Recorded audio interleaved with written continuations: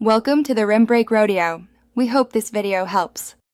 You start by making safety and access non-negotiable, park level, chalk wheels, and disconnect the battery ground to avoid shorts. Once done, remove the trailer plug cover and visually inspect pins and socket for corrosion, bent pins, or melted plastic. Use a 12V tester to confirm which circuits are dead versus powered.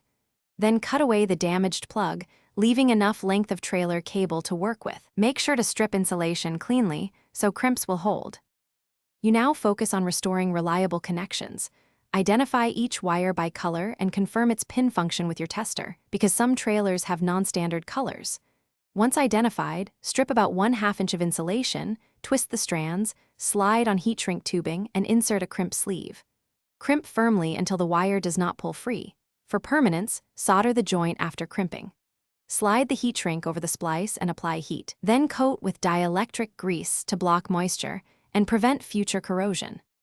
You finish by installing the replacement connector body and securing the cable with the integral strain relief so the splices won't flex.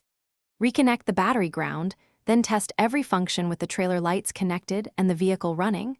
Left, right, stop, tail, and reverse if present. If any circuit still fails, backtrack. Check continuity across your splices, ensure the trailer ground is solid, and swap the socket if its contacts remain corroded. One key tip: poor ground is the most common hidden culprit. Thanks for watching. Consider subscribing if we helped you.